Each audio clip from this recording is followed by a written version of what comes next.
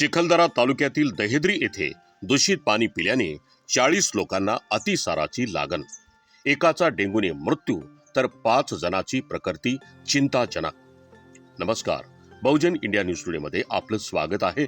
आता पाहूयात काय आहे सविस्तर बातमी। अमरावती जिल्ह्यातील मेळघाट, चिखलदरा तालुक्यातील काटकुम, चोरणी व शेजारीच असलेल्या दहेद्री या गावात दूषित पाणी पिल्याने नागरिकांना अतिसाराची लागण सुरू झाली आहे।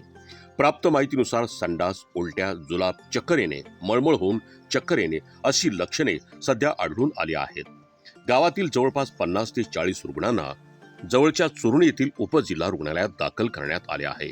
येथील स्थानिक डॉक्टरांनी शर्थीचे प्रयत्न करून अनेक रुग्णांना जीवदान दिले आहे। काही रुग्णांची प्रकृती चिंताजनक असल्याने त्यांना अचलपूर उपजिल्हा रुग्णालयात दाखल करण्यात आले आहे। गावातील सचिव दूषित पाणी पुरवठ्याकडे लक्ष देत नसल्याचा नागरिकांचा आरोप आहे। चिखलदरा पंचायत समिती प्रशासन नागरिकांच्या मूलभूत सुविधा देण्यासाठी साफ फोल ठरत असल्याचे दिसून येत आहे। यापूर्वी कोयलारी, 5 डोंगरी येथे दूषित पाणी पिल्याने अनेक लोकांनी मृत्यूला कवटाळले होते। खटकली गावात सुद्धा चौघांचा अतिसार रोगाने मृत्यू झाला। अडाव, आडनदी, पिपल्या अशा कितीतरी दुर्गम भागात, आदिवासी भागात दूषित पिण्याच्या पाण्यामुळे जीव जात आहेत।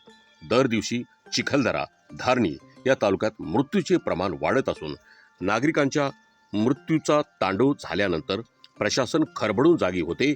एक विशेषच आहे, पाणी पुरवठा योजनेवर करोडो रुपयाचा खर्च केला जातो, परंतु नागरिकांना पाण्याचा एक थेंब सुद्धा शुद्ध मिळत नाही, याची खंत नागरिकांना वाटत आहे। पंचायत समिती प्रशासनाची पोलखोल दरवेळी होते। असं असताना जिल्ह्यातील व मेळघाटमधील लोकप्रतिनिधी मूग गिळून का गप्प असतात, असा प्रश्न नागरिकांना पडला आहे। कामचुकार अधिकाऱ्यावर कारवाई अखेर का होत नाही, अशा प्रतिक्रियाही सामान्य जनतेतून उमटत आहेत। बहुजन इंडिया न्यूज टुडे साठी मी राम बीडकर सह मुख्य संपादक मनोज मेळे, मेळघाट, अमरावती। उल्टी संडास के पेशेंट थे जिसको एक्यूट गैस्ट्रोएंटेराइटिस बोलते हैं। दूषित पानी पीने की वजह से हो रहे थे। वो दहेंद्री ढाना यहाँ के पेशेंट है सभी। 21 पेशेंट अपने पास एडमिट हुए थे। तो अभी तो सभी उनका अच्छा है। अभी पहले से तो कंडीशन बहुत बेटर है।